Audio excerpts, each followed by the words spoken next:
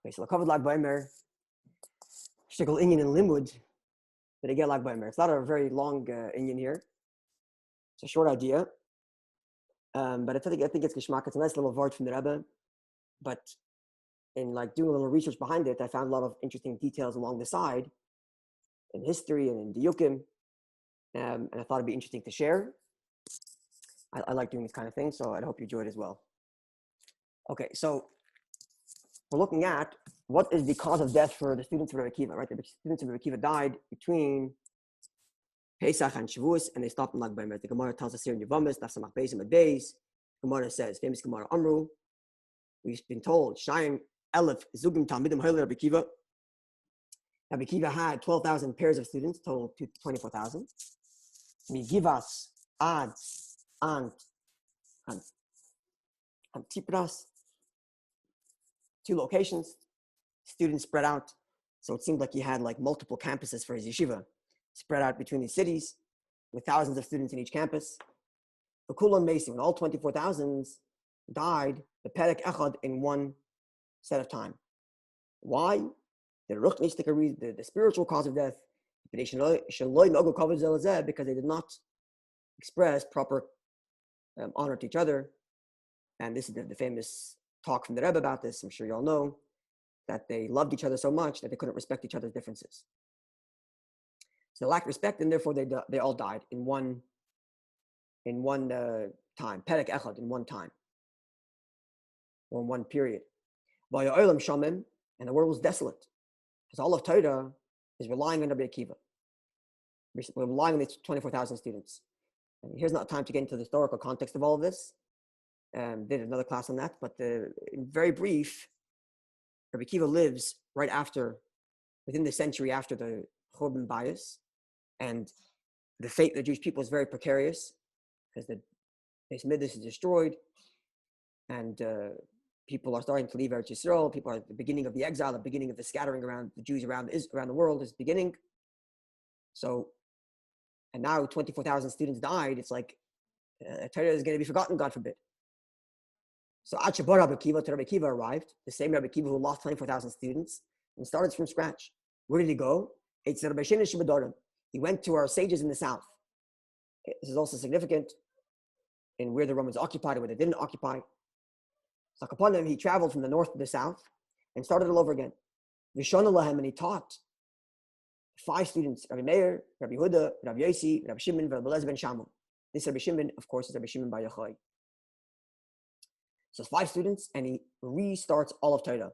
The Heim Himidu Torah. They reestablished Torah. Oisei at that time. Now, Tana, we learned Kulam Beis Pesach Balatzeres. We have a Mishnaic age text, the Brisa, which says that they all died between Pesach and Shavuos. Okay. And we have it by Masorah, the Meiri writes this, and others. We have it by tradition that they stopped in Lag Baimer. What exactly means they stopped in Lag Baimer is also a question. Did they stop for a day and they continued dying after? Or did it just end on Lag Baimer period? You can look in Alter Shulchan Aruch, who discusses that. Amar Rav Chama bar Abba. Rav Chama bar Abba says, V'yitem Rav Chia bar Abba, and others say Rav Chia bar Abba.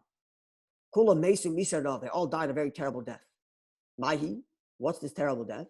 Amar Rav Nachman says, Askara. It's something called Askara. What is Askara? So Rashi and Yevamos does not have a comment. So you go back to the first time the Gemara mentions the word Askara, and we have Rashi. Rashi says, what's Askara?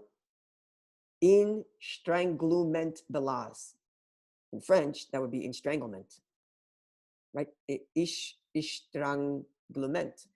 So I don't know how you say it in French, but it sounds like stranglement. It's stranglement that happens inside the body. Okay? Not so many details yet, but we have a nice little collection on the side of Rashi. On the side of the Gemara, the new prints of the Gemara have something called Lazer Rashi, where they take the French words of Rashi and they try to give you some meaning. And they mostly take from a book called the Aruch. As you can see here, Moisef HaAruch, Erech Askara. The Aruch is the earliest known dictionary the earliest known Talmudic dictionary. So you can see here, the Aruch is a dictionary, a Milan, written in the 11th century by Reb Nosson of Rome, who, as you can see here, was a Rosh Yeshiva in Rome of Italy in the 11th century, very early on. And ha'aruch hu l'maisa, this is Wikipedia, but it's the first dictionary, the oldest dictionary that covers Chazal, that covers the Gemara in that era. And what he writes has become the foundation for everything that goes afterwards. So whenever you want the proper definition of a word, you go to the Aruch. So the Lazar Rashi take us to the Aruch Benegeh to Ashkara, where there it says, Min Chayli Hagarin, it's a kind of sickness in the throat, Hamachanik, which chokes. Again, this word, estranglement. Now, Rashi in Shabbos is a similar thing. I don't know what this word is. Maybe you guys know what this is. Here gives more detail to what this Ashkara is. Chayli Hamaskal B'Mayayim, it's a sickness that begins in the stomach. The Goyim Begarin, and from there goes up to the throat. Hanikra Bun Milan. I'm not sure how you would say this in Bon Milan. I'm not sure how you'd say it in Old French. Maybe someone here knows what that is. And I saw someone talked about like a certain inflammation that comes from the stomach and goes up to the throat and causes asphyxiation. That's the word, right? Okay. So far nothing major here. So they died from something called askara. And what exactly this askara is, we know it's something that's to do with asphyxiation, some sort of estranglement. Now we have Rav Shira Goin. Rav Shira Goin wrote a letter, a very famous letter. So here I have Wikipedia on Rav Shira Goin. He's one of the Goinim.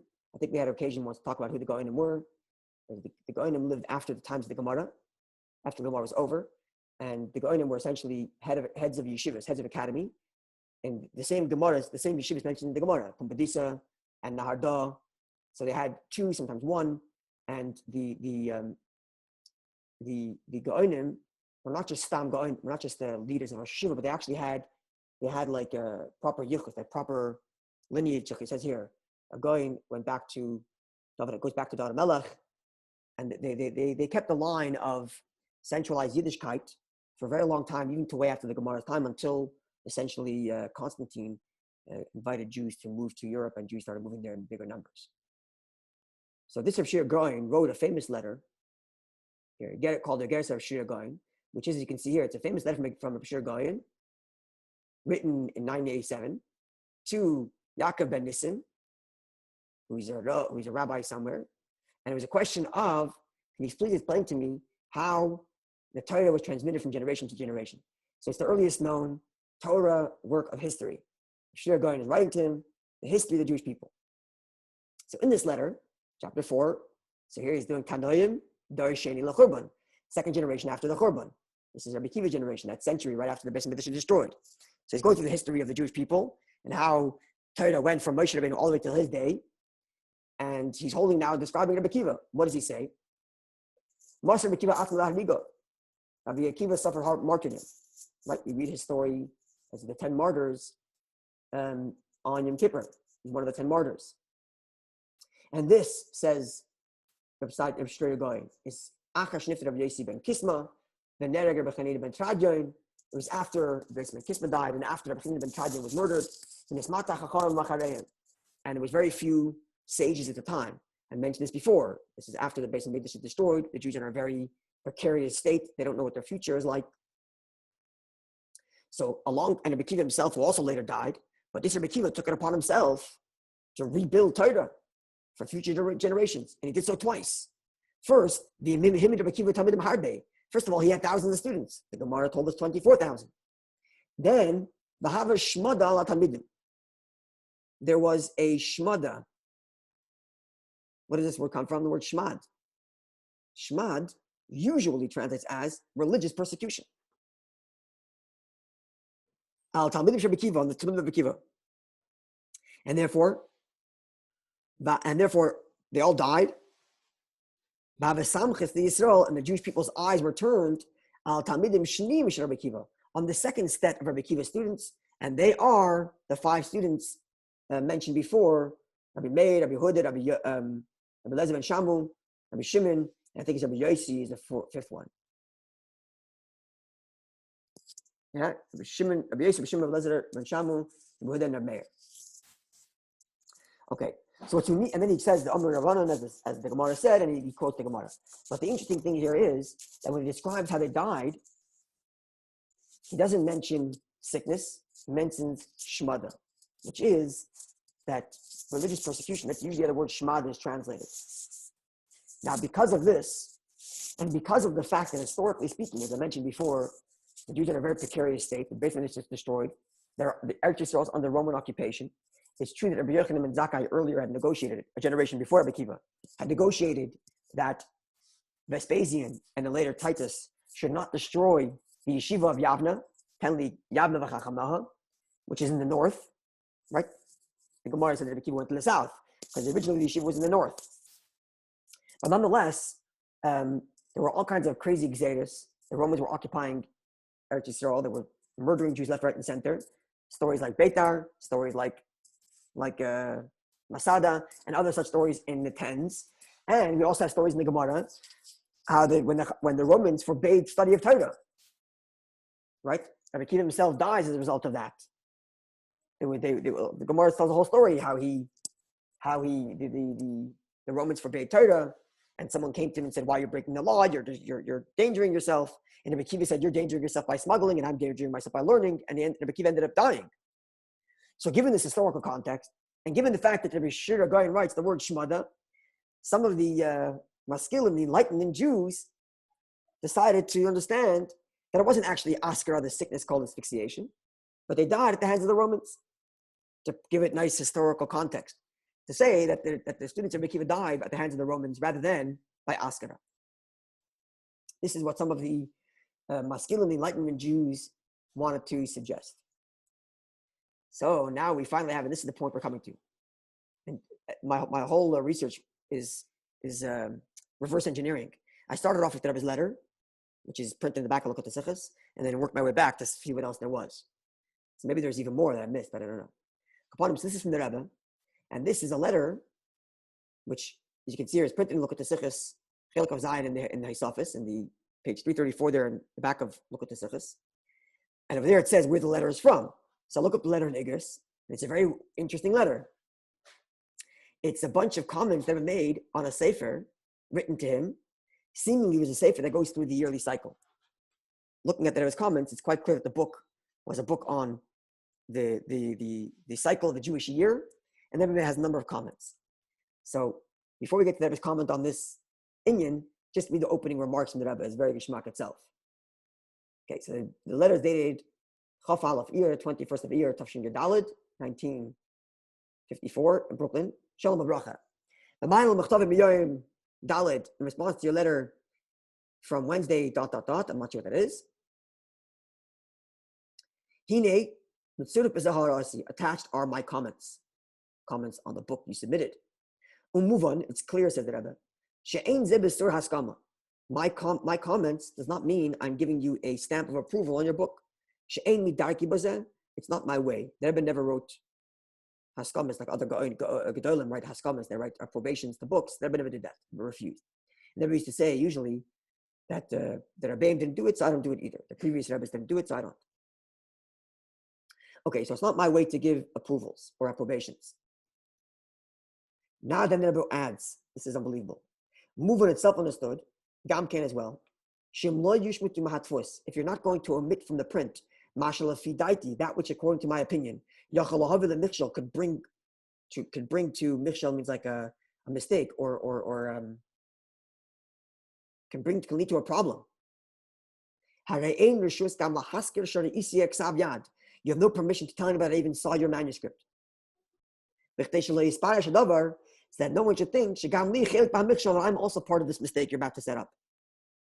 In other words, they were telling this person that your book is so full of mistakes and it's going to cause so many people so many problems that unless you take out all the parts that I tell you are mistaken, don't even tell people that I saw it, because if people know that I saw it, they're going to think that I approved of it and I'm part of the mistakes in these books. So it's so many mistakes that are going to cause so many problems to so many Jews that unless you actually follow my editorial advice, do not even tell anybody I saw the book. It's quite sharp. And then the bracha with blessings. After this, the bracha goes 2 pages or so, maybe more, of comments from the Rebbe on this guy's book. And then it goes, page number so-and-so, take this out. Page number so-and-so, take this out, and so on. And now comes the comment on this thing. Amud Lamed Beis, page 32 of your manuscript. Bi'uday, your explanation. The Lag BaOmer, that on the day of Lag BaOmer, that the death of the Jews, that the death of the students of Rabbi Akiva is at the hands of Bar Kokhba. What's he referencing here? We know from the Rambam, who quotes from Midrashim, that Rabbi Akiva backed Bar Kokhba. Bar Kokhba, there was many different revolts after the Beis Hamikdash was destroyed, many different revolts in an attempt to overthrow the Romans and to reclaim Yerushalayim. The only person who was close to being successful was Bar Kokhba until he was completely decimated and thousands died with him. So Rabbi Akiva, says the Rambam famously, backed Bar Kokhba, and he assumed, he believed, as the Rambam writes, that he was going to be Mashiach. And if you think about it in context, I mean, it makes sense. There was 70 years between the first Beis Hamikdash and the second Beis Hamikdash. So how long should there be between the second and the third? 2,000 years of Golus? Didn't imagine such a thing. So 70 years. Okay, so it's been about 70 years. Rabbi Akiva lives around that time. It's within a century since the second Beis Hamikdash was destroyed. Why shouldn't we rebuild the third? Here's a warrior who is a religious Jew. He's leading a semi-successful rebellion, or it seems successful till now. So let's back it up. So therefore, this guy in his book comes along and says that the people who died, the 24,000 students of Rabbi Akiva who died, these are people that fought with Bar Kokhba, because Rabbi Akiva backed them. And this would be sort of in line, not exactly, but it could be supported by the statement of Rabbi Shrida Goyen, who said that they died shmad. They died of religious persecution. Even though a rebellion is not exactly religious persecution, rebellion is just a rebellion, but maybe it's connected. So says the Rabbi, this explanation, etc. It's opposite the Gemara. The Gemara said he died from askara. The Gemara said they died from this asphyxiation. Don't add new theories. Even though your enlightened books do try to claim this theory, you should know it's hepech hashas. The Gemara says they died of askara, then that's how they died. This is the comment that I found that I thought was very interesting. What does Rabbi Shrida Goyen mean when he says shmad? Okay, good question.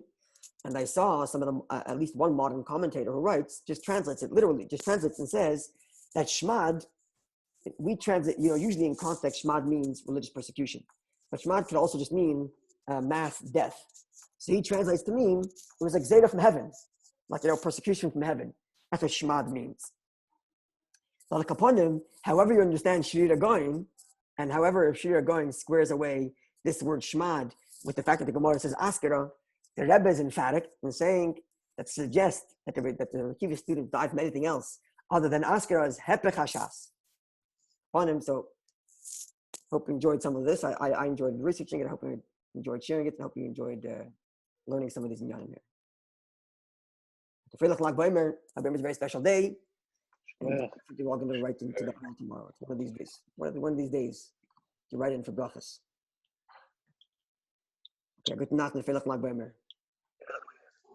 Good night.